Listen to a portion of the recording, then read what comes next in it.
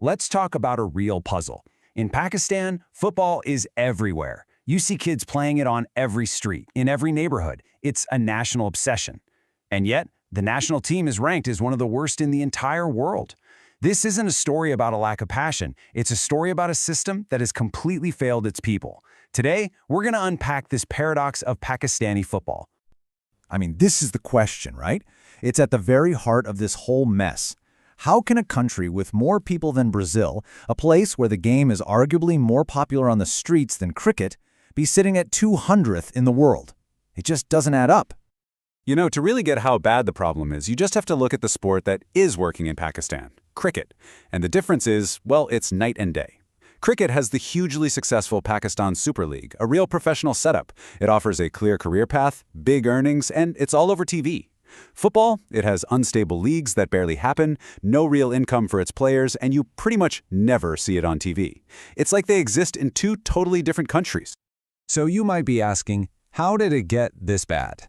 Well, this isn't just a string of bad luck. It's a systemic problem, a really nasty vicious cycle where every single failure just feeds the next one, trapping the sport in this endless loop of crisis. So let's break down exactly how this cycle works, piece by piece. Okay, so where does the rot start? It all boils down to one thing: terrible governance.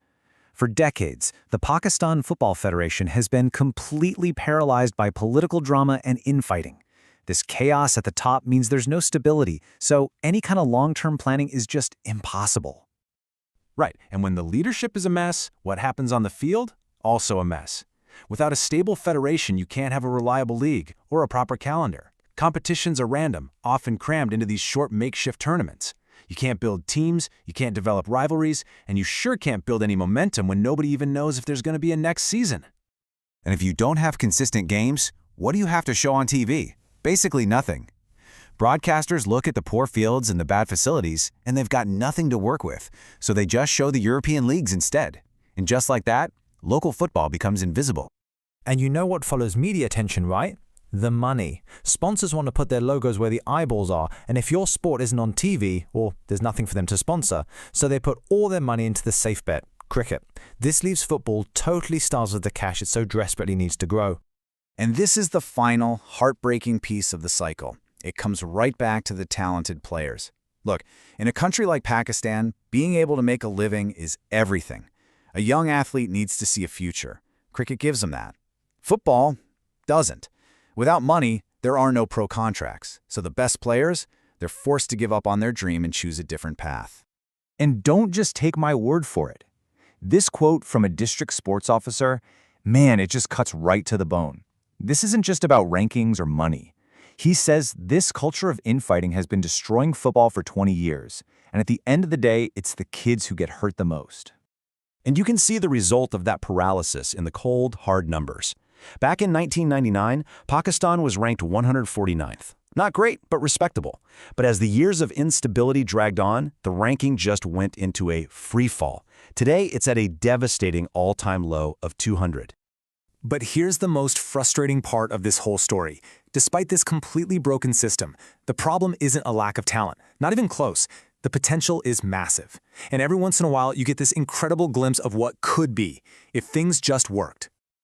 Take a look at this number, 16 out of 23. What on earth could that possibly mean?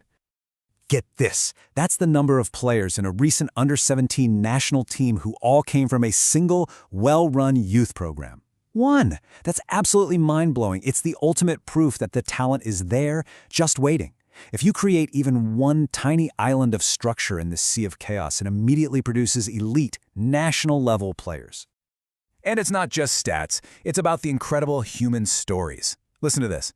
There's this kid, Muhammad Ali, from a tiny village so remote he'd never even seen his city before. He gets scouted, gets a chance to train properly, and what does he do? He scores a goal against arch-rival India. Can you imagine? It just proves there are countless hidden gems just like him all over the country.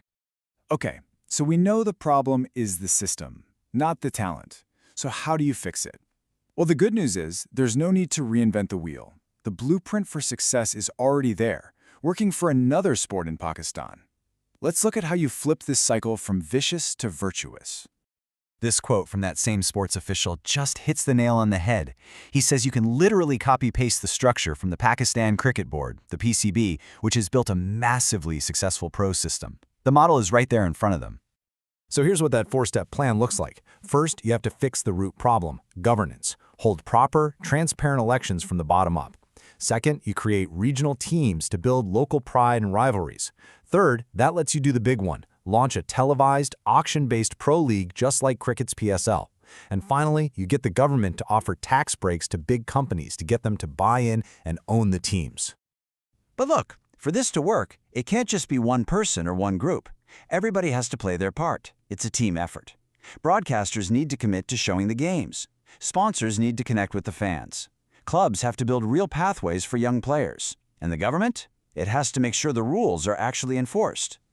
Because at the end of the day, this is all for one group of people, the millions of passionate fans who have been let down for decades.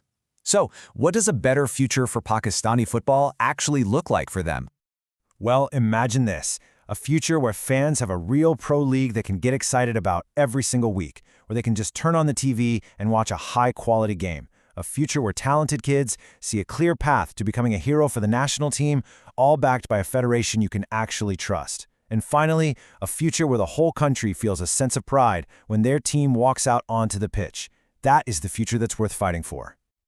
And that's where we land. It's all so clear, isn't it? The problem isn't the passion, and it sure isn't the talent. The blueprint to fix it all is sitting right there in plain sight. It's not a secret.